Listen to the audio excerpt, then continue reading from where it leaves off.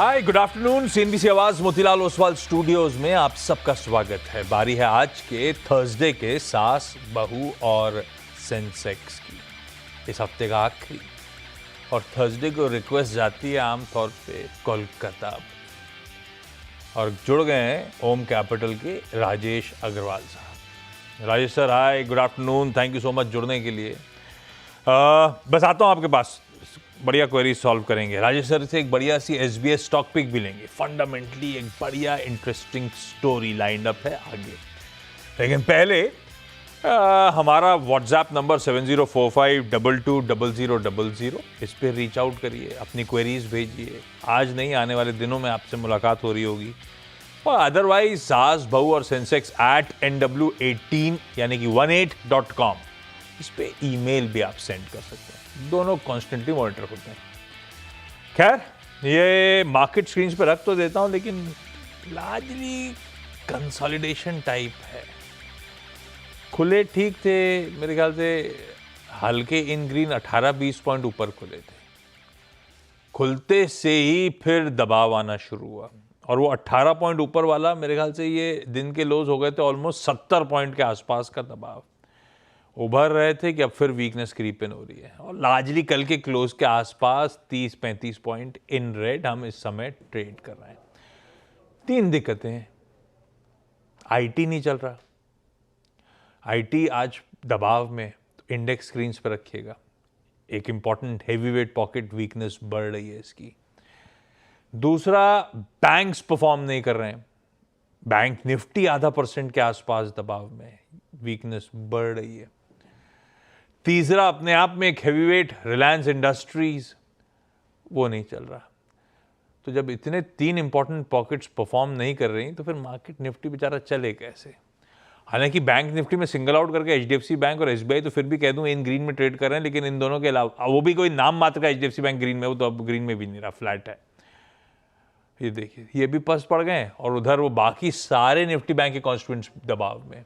एक बार निफ्टी की contribution plate रख दीजिएगा, उससे पिक्चर क्लियर हो जाएगी। सिर्फ एसबीआई रह गया है, ये तो बैंक निफ्टी है, सॉरी। उसमें आपको नजर आएगा कैसे आईसीआईसीआई, कैसे कोई इन्फोसिस, कैसे कोई लास्ट इन टूब्रो आ गया, ये सब दबाव में है। तो हैवी वेट थोड़े से पस्त पड़े हुए हैं आज के सेशन में। वैसे ठीक है, आज से अब यहाँ से नंबर्स, रिजल्ट्स का सिलसिला वाकई तूल पकड़ जाएगा, तो बाजार थोड़ा सा कॉशियस होना बनता है। आज वैसे एक्सपायरी का दिन है, देखते हैं सेकेंड हाफ। आज एक्सिस, विप्रो जैसे नंबर्स आ रहे होंगे, कल रिलायंस का आ रहा होगा, और परसों जब वीकेंड होगा तो आईसीआईसीआई, एचडीएफसी आ रहे होंगे। तो अब रिजल्ट्स एकदम बहुत बड़े बड़े लाइंड अप है, थोड़ा सा स्केप्टिकल होगा बाजार। अब तक का इंडिया इंक का परफॉर्मेंस तो बड़ा, क्योंकि अब से आईटी आया है, आईटी से एक्सपेक्टेशन नहीं थी और वो दिक्कत में है पॉकेट। अब पता चलेगा बैंक्स कैसा परफॉर्म कर रहे हैं। दूसरा, अभी वो ट्रेड डील का आज शाम तक कुछ तो अपडेट आना चाहिए। अगर वो नेगोशिएशंस एक्सटेंड नहीं करे जा रहे हैं, 4 दिन की मीट थी जो आज खत्म हो रही है इंडिया यूएस के ट्रेड नेगोशिएशंस की, तो शायद शाम को, अब वो सब अवेटेड है। तो ऐसे में फिर थोड़ा सा कॉशियस तो रहना चाहिए बाजार को, लॉजिकली, और है भी। खैर, सवाल जवाब के सिलसिले की शुरुआत करते हैं। अपने को पुणे, अपने को अहमदाबाद और धाराशिव, ओस्मानाबाद जाना है। पर मेरे ख्याल से ओस्मानाबाद से अब तक कॉन्टैक्ट एस्टैब्लिश नहीं हुआ है। डायरेक्टर साहब और उनकी पूरी पीसीआर की, पीसीआर होता है प्रोडक्शन कंट्रोल रूम, उसकी पूरी टीम लगी हुई है ओस्मानाबाद से कन्नी डाल के बातचीत करने की, हो नहीं पा रहा है उनसे। खैर, पुणे से रूपा दास मैम स्क्रीन पर हैं। Rupa ma'am, hi, good afternoon. Rupa ma'am, hi sir, good afternoon. Rupa ma'am, कब से स्टॉक मार्केट में हो, कितना टाइम हो गया? ज्यादा नहीं सर, 4 साल हुआ है अभी। 4 लॉकडाउन से साल मतलब हाँ, समझ लॉकडाउन गया, वो से, कोविड टाइम से। कोविड टाइम से, और यस। पता नहीं, जब से पोस्ट कोविड सासबो सेंसेक्स कर रहा हूँ, आप लोगों से इंटरेक्ट कर रहा हूँ, मेरे ख्याल से एक overwhelming majority of ladies post Covid stock market में घुसे हैं। ये इंटरेस्टिंग है।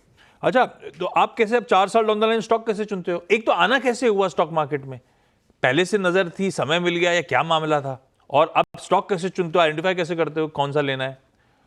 पहले से नजर नहीं थी सर, इसके पहले मैं इंश्योरेंस सेक्टर में थी, हाँ, एडवर्टाइजर थी। और लॉकडाउन में वो कम हुआ, बाहर निकलना कम हुआ, तो हस्बैंड बोले कि एक बार स्टॉक मार्केट को वॉच करो। हस्बैंड को आप और फ्री बैठे अच्छे नहीं लग रही थी क्या? नहीं सर। फ्री बैठे अच्छे ही नहीं लगते। तो 4 साल में अब स्टॉक खुद ही चुनते हो अपने? नहीं सर, एक कोर्स भी लिया था। एक दो कोर्स प्राइज एक्शन का किया था, छोटे हाँ। छोटे। और उसके वो बाद से टेक्निकल फिर एनालिसिस का था कि हाँ फंडामेंटल कंपनियों के बारे में क्या नहीं, था? Technical analysis pure price action. अब वो जो पढ़ा है वो इम्प्लीमेंट करते हो अब अपनी स्ट्रैटेजी? हाँ, और आपके शो को तो रेगुलर देखती हूँ, उसके भी वॉच करती हूँ कि जो जो बताए वो कैसा मूव होता है। अच्छा, रूपा मैम, पहला सवाल कौन सा? पहला तो मेरा एक सुजलॉन पे है, 251 शेयर्स है और बाइंग प्राइस 79 है। 1 मिनट, आउट ऑफ सिलेबस डाल दिया आपने। सुजलॉन पे कितने शेयर है मैम? 251 शेयर्स है सर। 251 शेयर्स किस भाव पे हमारे पास हैं? मेरे पास 79 पे है। ये टेक्निकल स्टडी कर रहे थे आपने, उस समय बड़ा अच्छा मोमेंटम आ रहा था इसलिए एंटर कर रहे थे, ऐसा हाँ, था क्या? मोमेंटम बहुत अच्छा था लेकिन बहुत हाई प्राइस पे बाई हो गया। ठीक है। ये जब रिजल्ट्स के बाद से चलना शुरू हुआ था तब लिया था क्या? नहीं सर, इसको सितंबर 24 में लिया था sir. Okay. Rajesh sir, good afternoon. Rajesh sir, Suzlon पे आप लोग का हाउस कॉल, बहुत अच्छे मूव्स और इक्वली ठंडा पड़ा। उसके बाद ऐसा नहीं, रिजल्ट रिजल्ट तो पटरी पे हैं, करना क्या चाहिए सुजलॉन पे? Good afternoon Ashish ji. बाकी भी जो महिला मित्रगण है सबको नमस्कार। अब रूपा जी टेक्निकल कर रही हैं, टेक्निकल का कोर्स कर रही हैं, तो इन्हें स्टॉप लॉस बिल्कुल लगाना चाहिए था। इन्हें कोर्स में बिल्कुल सिखाया गया होगा। खैर, अब जो बीत गई सो बीत गई। तो लोन पे आते हैं तो एक अच्छी कैपेसिटी है रिन्यूएबल पे।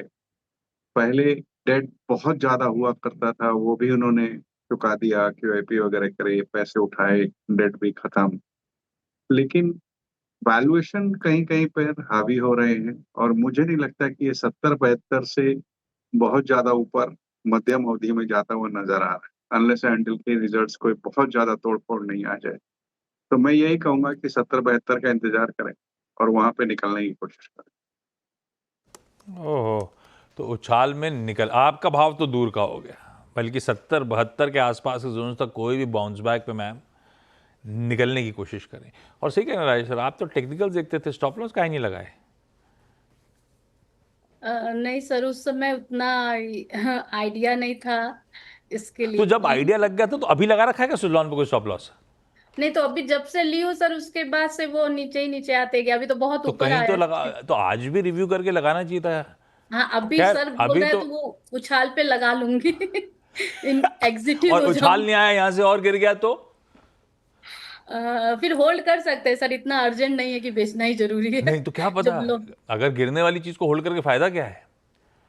खैर ठीक है, अभी तो अपन 70-72 के आसपास निकलने के मौके सुजलॉन से देखेंगे। आई स्टैंड करेक्टेड, ओस्मानाबाद की लाइन कनेक्टेड है, अहमदाबाद नहीं जुड़ी है। I am sorry. ओस्मानाबाद से पूनम खरकने मैम स्क्रीन पर। Poonam ma'am, good afternoon. Poonam ma'am, आपको कितना टाइम हो गया स्टॉक मार्केट में? अभी 1 साल हो गया सर। और लास्ट ईयर। अभी स्टॉक कैसे आइडेंटिफाई कर रहे हो, खुद ही चुनते हो? नहीं, थोड़ा सा टेक्निकल एनालिसिस करती हूँ और अच्छा, थोड़े हस्बैंड भी बताते हैं तो उनसे भी थोड़ा सा राय लेती हूँ। ओके। और पूनम मैम, पहला सवाल कौन सा हमारा? मेरा पहला सवाल था गेल पे सर।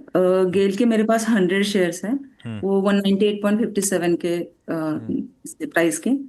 तो अभी वही पूछना था मुझे कि लंबी अवधि के लिए कैसे रहे या शॉर्ट टर्म के लिए रहेगा, कैसे रहेगा, क्योंकि ये इससे पहले आइडिया मैंने कहाँ से आया था? ये आपका टेक्निकल एनालिसिस था कि हस्बैंड का कॉल था? टेक्निकल एनालिसिस ऐसा था कि वो बैंड चैलेंज कर रहा था, तो उसके हिसाब से मैंने वो देख के लिया था, लेकिन उसके बाद वो रेड कैंडल बड़ी आ गई तो फिर ये हो गया।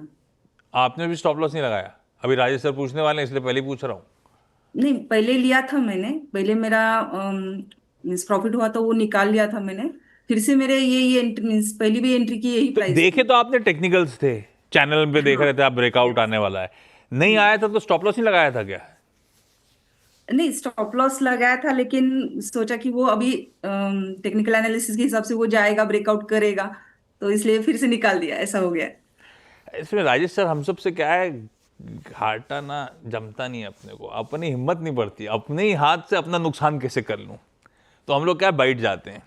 हालांकि फंडामेंटली जो स्टॉक है वो तो इंटरेस्टिंग है, रख लूं क्या, कहीं ना कहीं कमा के देगा नहीं देगा, अब तो गलती हो गई हमसे। आशीष जी, मैं पूरी तरीके से सहमत हूँ। थ्योरेटिकली ये बोलना बहुत आसान है कि स्टॉप लॉस हाँ, लगा लो, लेकिन जब रुपए टूटते हैं तो आदमी को ये थोड़ी उम्मीद हो जाती है रख कि लेते हैं, शायद चली बाउंस जाएगा आज नहीं बैक तो आ कल। जाएगा, जाएगा। लेकिन उसमें क्या है कि अगर फंडामेंटली स्ट्रांग कंपनी हो ना, तो ये उम्मीद सही है कि आपको आने वाले दिनों में पैसे आ जाएंगे। लेकिन अगर कचरा स्टॉक है, तब आप अगर रख लेते हो तो दिक्कत में आती है। तो आपको आइडेंटिफाई करना पड़ेगा कि फंडामेंटल्स भी सपोर्ट कर रहे हैं या नहीं कर तो रहे हैं। बोलो थोड़ा तो बोला अगर सर, तुमसे फंडामेंटल बोला तो थोड़ा सपोर्ट लेंगे, कर अभी रहे थोड़ा हैं मतलब क्या होता है वे? तो फिर आप थोड़ा सा वहां पर रिस्क ले सकते हो। गेल फंडामेंटली बहुत स्ट्रांग कंपनी है। अभी ये जो जियोपॉलिटिकल टेंशंस वगैरह चल रहे हैं, उसके वजह से एलएनजी प्राइस बहुत वॉलेटाइल हो रखे हैं, जिस कारण से हो सकता है कि डिमांड वॉल्यूम में इस वक्त थोड़ी गिरावट देखने को मिले। चौथी तिमाही में भी 6% के आसपास की बॉटम लाइन डाउन थी। लेकिन लंबी अवधि में हमें लगता है ये स्टॉक बहुत अच्छा परफॉर्म करेगा। और दूसरी बात है कि वैल्यूएशन बहुत अच्छे हैं। डिविडेंड यील्ड भी करीब करीब 4% से ऊपर की आ रही है। तो लंबी अवधि के लिए बहुत उम्दा स्टॉक है। हमारा हाउस कॉल ये है कि 12 से 18 महीने में ये स्टॉक 225 रुपए तक जा सकता है। तो आप बिल्कुल इसमें बनी रह सकती हैं। यही राय रहेगी। बने रह सकती हैं, अच्छे स्टॉक में फंसे हैं इसीलिए बच गए।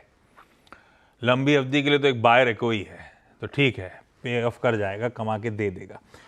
सिलीगुड़ी से फोन लाइन पे Riddhi ma'am. Riddhi ma'am, good afternoon. Riddhi ma'am, सवाल पूछो। मेरे पास बजाज हाउसिंग के 500 शेयर्स है 142 के रेट पे। और ये लॉन्ग टर्म का सोच के लिए है रिद्धि मैम? हाँ, इसका आईपीओ आया था तो मुझे मिला था, फिर उस समय मैं निकल गई थी एंड उसके बाद फिर जब वो वापस से नीचे गिरा था तब मैंने वापस से लिया था। ठीक है। राजेश सर, क्या करना चाहिए? लिस्टिंग असल में बहुत ऊपर हो गई थी, बढ़िया, तो अपन ने भुना लिया, फिर एंटर कराया। फंडामेंटली पेरेंटेज भी अच्छा था, आप लोग बताते हो, फंडामेंटली भी ठीक ही है, तो रख लूं कि नहीं रखूं बजाज हाउसिंग फाइनेंस? बिल्कुल रख सकते हैं, कंटिन्यू करें अपनी होल्डिंग को। बहुत शानदार कंपनी है। कई गुना लोन बुक में ग्रोथ आई सिर्फ 6 साल के पीरियड में। Second largest housing finance company है। जो रेट कट वगैरह हुए हैं पिछले दिनों और जो लिक्विडिटी इंफ्यूज हुई है, वो सबको देखते हुए हमें लगता है कि housing finance as a sector अच्छा चलने वाला है, जिसमें चाहे वो एलआईसी हाउसिंग हो या बजाज हाउसिंग हो या दूसरी कंपनियां अच्छा परफॉर्म करेंगी। चौथी तिमाही के नतीजे भी बहुत शानदार आए थे। 54% के आसपास की बॉटम लाइन में जंप थी और एयू में भी अच्छी बढ़त हुई थी। मुझे लगता है स्टॉक में कंटिन्यू करना चाहिए, बिल्कुल बनी रहे। बने सेकंड लार्जेस्ट मतलब सबसे बड़ी कौन सी? एलआईसी हाउसिंग फाइनेंस सबसे बड़ी और दूसरी बजाज हाउसिंग फाइनेंस, है ना? जी बिल्कुल। बने रहिए मैम, बढ़िया कंपनी है, होल्ड किया जा सकता है। रूपा मैम, अगला सवाल हमारा। सर अगला सवाल मेरा आईओसीएल पे है। 201 से IOCL, Indian oil IO corporation. हाँ। ये सब आउट ऑफ सिलेबस डाले हैं आपने, भेजे तो कुछ और ही थे, ऐसा लग रहा है मुझे। आईओसीएल किस भाव पे, कितनी क्वांटिटी? 201 शेयर्स हैं और 155 के इस पे है। और लिए क्यों है? ये टेक्निकल चार्ट स्टडी करे आपने? नहीं, इसको लॉन्ग टर्म सोच के लिए सर, तो फिर कंटिन्यू यहीं पे रन आउट कर रहा है ये। हाँ, यहीं बहुत। पे आके थका हुआ है। हाँ, हाँ, ये थका बात ठीक हुआ है, है। लेकिन गिरा भी नहीं है, कंसोलिडेट कर हम रहा है लेवल्स पे। होल्ड कर सकते 2 साल, ये 1-2 बताओ, साल। ये जो सवाल भेजे थे वाला पन्ना गुम गया था क्या आपका? हाँ सर, वो कोई बात नहीं, अब चलो आईओसीएल पूछ लेते हैं, अब छोड़ दो उसको। बहुत IOCL Rajesh sir, long portfolio term में के लिए बहुत कैसा है करंट भाव पे? देखिए, बहुत शानदार कंपनी। और सबसे बड़ी बात आज पूरे ऑयल मार्केटिंग कंपनीज के लिए ये है कि $70 के नीचे क्रूड ट्रेड करता है, जो कि इन कंपनियों के लिए बहुत फायदेमंद होती है। दूसरी, सरकार ने ऐसे भी कहा है कि गैस से इनके जो लॉसेज होते हैं एलपीजी से, उसकी भी भरपाई करेंगे। तीसरे, ये कंपनियां बहुत अच्छा डिविडेंड देती है और वैल्यूएशन बहुत अच्छे हैं। मैं समझता हूँ न केवल ये बनी रह सकती है, बल्कि किसी भी कारण से, बाजार के कारण से या और कोई कारण से 135 140 के रेंज में आता है, तो अगर ये चाहे तो ऐड भी कर सकते हैं। ठीक बात। Poonam ma'am, next question. Sir मेरा था कि मैस्डॉक पे ऊपर था। उसके मेरे मेरे पास 15 शेयर्स है। तो वो मैंने लिए थे 3319.89 से।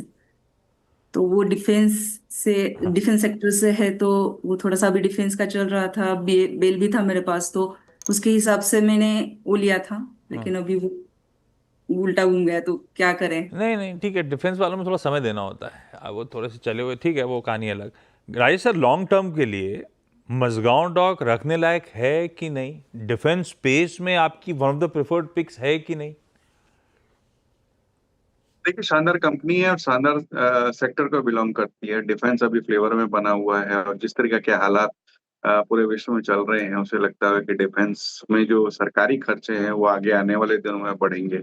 और कुछ कंपनियां तो ऐसी है जिसे इंटरनेशनल ऑर्डर्स भी आ रहे हैं, तो बनी रहने की सलाह रहेगी। और सबसे अच्छी बात है कि कंपनी की इस वक्त अगर आप ऑर्डर बुक देखेंगे तो 32,260 करोड़ के आसपास की है, जो चौथी तिमाही के अंत में थी।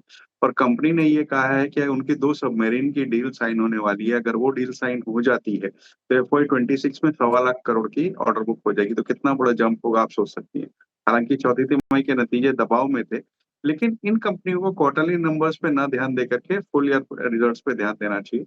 लंबी अवधि के लिए एक अच्छा स्टॉक है, बनी रहे। बढ़िया स्टॉक है मैम। गेल में भी बने रहो आप, तो जहाँ आप ट्रेडिंग में फंसे थे। मझगांव डॉक आपने लॉन्ग टर्म ही सोच के रखा है तो बिल्कुल रखो आप। सुजलॉन में हायर लेवल्स पे 70-72 के आसपास रूपा मैम अपन एग्जिट कर जाएंगे। आईओसी रखा जा सकता है लॉन्ग टर्म के लिए जैसे आपने सोचा था। और किसका था? बजाज हाउसिंग का रिद्धि मैम, उसको रख सकते हो आप लॉन्ग टर्म के लिए। बढ़िया, सारे क्लियर कट राय राजेश सर की हमेशा की तरफ से आती हुई। आप सबका जुड़ने के लिए पूनम मैम, रूपा मैम और Riddhi ma'am, thank you so much. Ahmedabad से अगर हिमानी जी सुन रही हैं तो सॉरी, वो लिंक इस्टेब्लिश हो ही नहीं पाया। अपन किसी और दिन बातचीत करेंगे। ब्रेक ले रहा हूं, ब्रेक के उस पार जब लौटेंगे एक तो यतिन को जोड़ेंगे बढ़िया सी और अपडेट के लिए, और प्लस राजेश सर का वो SBS स्टॉक पिक भी लेके लौटते हैं। एक काम करें, पहले एक बढ़िया अपडेट के लिए असीम के पास दिल्ली चलेंगे। दरअसल सैटेलाइट स्पेक्ट्रम एलोकेशन पर ट्राई की सिफारिशें जो हैं वो जल्द ही आ सकती हैं, उनको जल्दी मंजूरी मिल सकती है। क्या डिटेल्स हैं, बजाय कि प्रोड्यूसर साहब ने जो मेरे सामने सब लिख दिया वो पढ़ूं कि सीधे असीम से समझूं, वो ज़्यादा बेहतर है कि असीम के पास चला जाए। असीम भाई साहब, क्या अपडेट्स हैं, क्या जानकारी हमारे पास? गुड आफ्टरनून आपको। गुड आफ्टरनून आशीष। जो दूरसंचार विभाग है उसने पिछले महीने जो एलन मस्क की कंपनी स्टारलिंक है उसको लाइसेंस दिया था। अब कंपनी को कमर्शियल सेवाएं शुरू करनी है और इंतजार है कि कब कंपनी को स्पेक्ट्रम मिलेगा। तो वो इंतजार उसका बहुत जल्दी खत्म हो सकता है। जो मैं सूत्र बता रहे हैं कि डिजिटल कम्युनिकेशन कमीशन की बैठक 29 जुलाई को होने वाली है। इस बैठक में ट्राई की सिफारिशों के ऊपर विचार किया जाएगा। ये भी बता दूं कि ट्राई ने मई में स्पेक्ट्रम आवंटन को लेकर के अपनी सिफारिशें दी थी और ये कहा था कि जो सैटेलाइट सर्विसेज देने वाली कंपनियां हैं वो 4% का AGR दे करके सर्विसेज और दे सकती है और उनको स्पेक्ट्रम का आवंटन किया जाना चाहिए। तो अब दूरसंचार विभाग का जो एपेक्स कमीशन, जिसे हम कहते हैं कि सचिवों का समूह है, टेलीकॉम कमीशन भी कहा जाता है, इसे डिजिटल कम्युनिकेशन कमीशन भी कहा जाता है, तो ये इसको मंजूरी देने की तैयारी कर रहा है। 29 जुलाई को इसकी बैठक होने वाली है। इस बैठक में अगर इस सिफारिशों को मंजूरी मिल जाती है तो आप बहुत जल्दी देश में सैटेलाइट ब्रॉडबैंड सेवाओं की शुरुआत होते हुए देख सकते हैं। ये भी बता दूं कि अभी 3 कंपनियों के पास देश में सैटेलाइट ब्रॉडबैंड सेवाएं देने के लिए लाइसेंस है। इसमें सबसे पहले तो स्टारलिंक है, दूसरा वनवेब है और तीसरा रिलायंस जियो है। तो बहुत जल्दी आप सैटेलाइट ब्रॉडबैंड सेवाओं की शुरुआत भारत में होती हुई देख सकते हैं। इससे मेरा कोई फायदा होगा या फिर मैं अगर दूर दराज के इलाके में हूं तब आसान होगा मेरे लिए? अभी बंबई वालों को ऐसा कुछ नहीं ना, अपना तो जो चल रहा है वैसे ही चलाऊं ना। देखिए, अगर आप सैटेलाइट ब्रॉडबैंड सर्विसेज की बात करें तो ये थोड़ी सी प्रीमियम सर्विस हो सकती है।